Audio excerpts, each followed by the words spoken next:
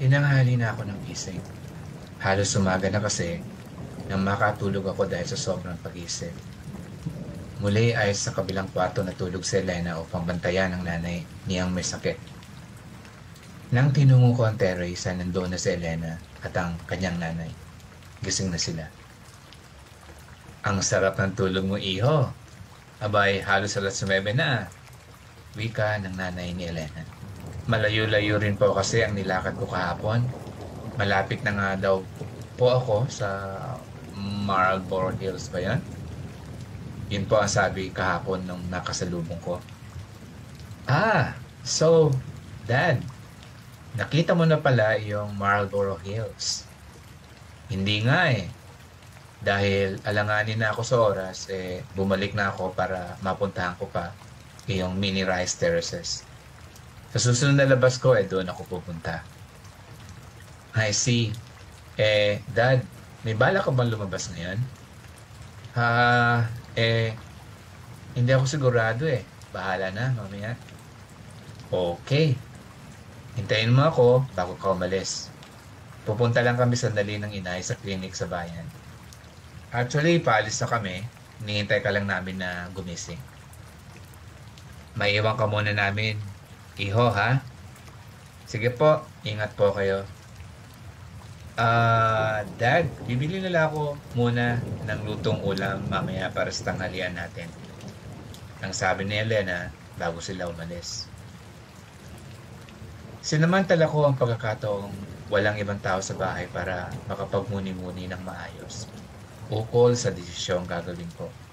Binigyan ko ang aking sarili na hanggang makatapos ang pananghalian para gumawa ng desisyon. Halos tanghali na nang makabalik si Elena at ang nanay niya. Mabuti na lang at nakapagsahing na ako. Tinulungan ko si Elena na ihanda ang mga pagkain sa mesa. Nako, Jeff, may sorpresa iyang si Elena sa iyo mamaya. Wika ng kanyang nanay. Sorpresa po? Ano po naman iyon? Sorpresa nga eh. Si Elena na lang ang magsasabi sa iyo. Umiti lang si Elena nang natingin siya sa akin. Inisip ko baka may binili siyang gamit ko sa bayan. Nang handa na ang mesa ay nagsimula na kaming kumain. Sa pagkakataong iyon ay iniisip ko kung nasa kubo ka na ba. Inisip ko kung ano ang mangyayari kapag nagpasya akong sumama sa iyo paalis ang sagada. Ang pag-iisip kong iyon ay naputol nang akmang susubuan ako ni Elena ng pagkain. Pagkatapos niyon ay nagsalita ang kanyang nanay. Elena, ibigay mo na sorpresa mo kay Jeff. Ay, oo nga po pala, Nay. Ano ba kasi iyon, Mami? Ang tanong ko sa aking kasintahan. Dali lang, masyado ko namang excited. Tumayo si Elena at kinuha ang kanyang shoulder bag. Mula dooy may inilabas siya. Iniabot niya sa akin ito. Pregnancy kit pala yon. Nasorpresa ako sa aking nakita. Positive. Buntis si Elena. Hindi ako nakapagsalita kagad. Ay, mukhang hindi ka excited, Dad. Nang nahimasmasan ako'y napayakap ako ng mahigpit kay Elena. Nagulat lang ako, Mami. Pero hindi mo lang alam kung gaano ako kasaya. Magiging ama na ako. At magiging lola na ako sa wakas. Ang gusto ko magpakasal na muna kayo kahit sa West lang sa lalong madaling panahon. Simpleng handaan na lang. Ayaw kong makita ng tao dito sa amin na lalakihin siya ng anak ko pero hindi naman nila nabalita ang nagpakasal kayo. Opo, Inay. Opo. Tatawagan ko po mamaya ang mga magulang ko at sasabihin namin ni Elena ang aming mga balak. Masaya si Elena sa mga narinig niya. Hinaplos ko siya sa pisngi at hinalikan naman niya ang aking kamay. Dalian mong kumain, Dad. May lakad ka pa. Ha? Parang tinatamad na akong lumabas. Dito na lang muna ako sa tabi mo. Naks, biglang naging sweet ang daddy ko. Kahapon lang sungit-sungit mo. Kunwari sasabihin mo pang prank lang. Naisip pa rin kita sa kalagitnaan ng mga pag-uusap na yun. Ikaw ang dahilan kung bakit pwede kong iwanan si Elena. Subalit ngayon, nakakita na rin ako ng dahilan para hindi ikaw ang piliin ko. At iyon ay ang magiging anak namin ni Elena.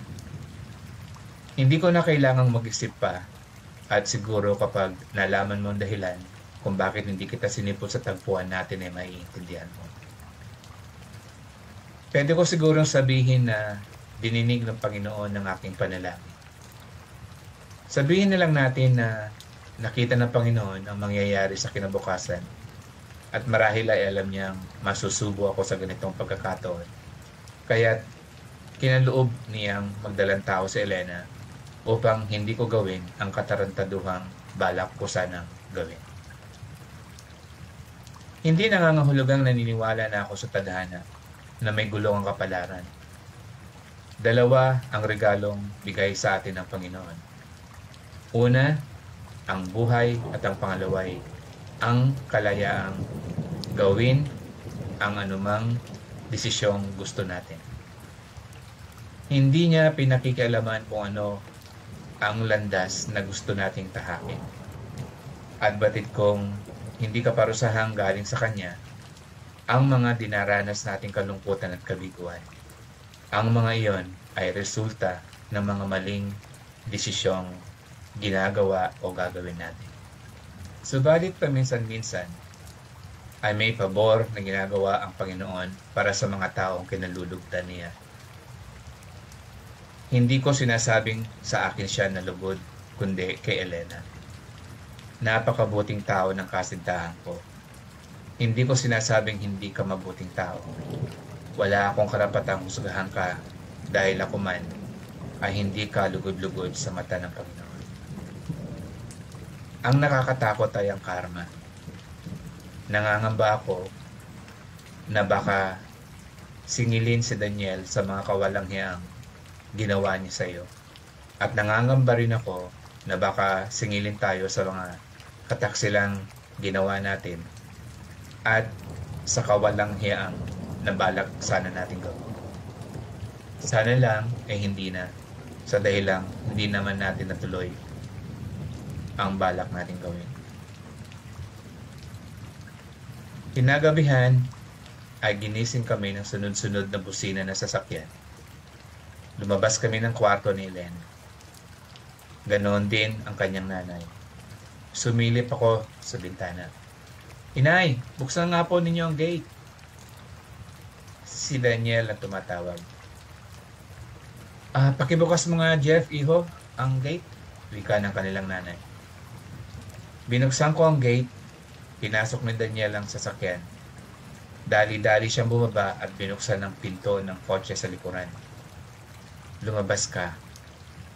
Muntik ka nang bumuwal kaya't nagpasya ang asawa mo. Buhatin ka na lang papasok ng bahay. Basang-basa ka at kung hindi ako nagkakamali, mukhang lasing na lasing ka.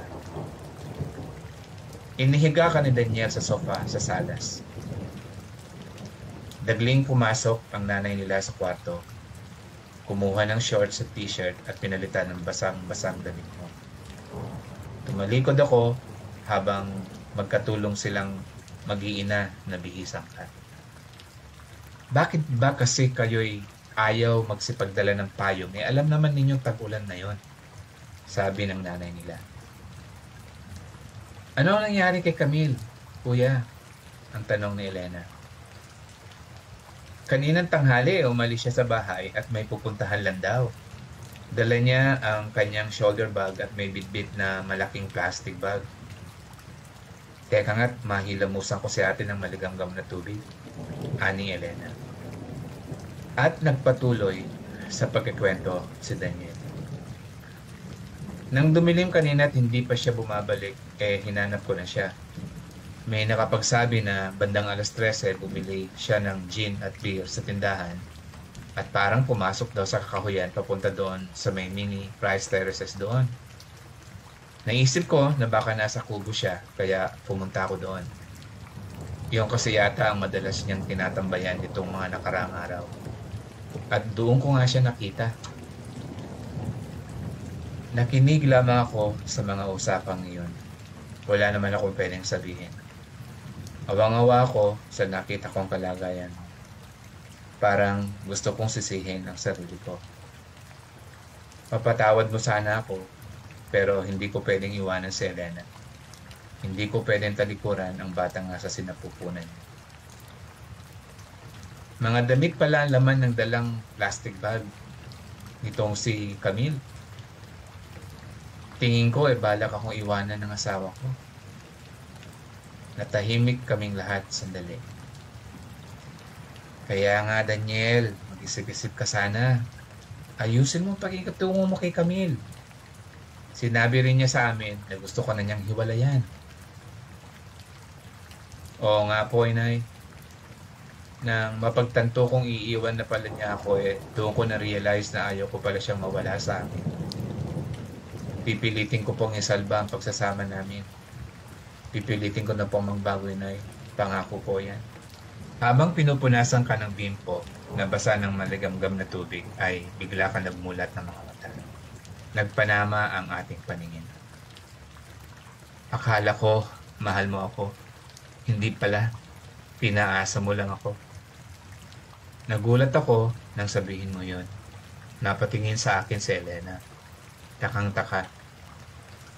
Bakit? Hindi ka ba nasiyahan sa performance ko? Hindi ba ako magaling gumiling? Ha? Camille, si Jeff ito. Hindi ako si Daniel. Ha? Ganun ba? Wika mo. Pagkatapos niyon, ay tumawa ka ng tumawa. Ha, si Jeff ka pala, hindi si Daniel. Di, sorry naman. Nako, mukha nagdidelirio si Camille. Wika ng nanay ni Elena. Oo nga po, akala siguro si Jeff ako. Wika naman ng asawa mo. Nakahinga ako ng maluwag sa mga narinig kong iyon, pero napansin kong nakapunot ang noo ni Elena. Patay mali siya lang ako. Pumikit kang muli. Nakatulog ka na ng tuluyan. At nagpasya si Daniel na doon na kayo magpalipas ng gabi.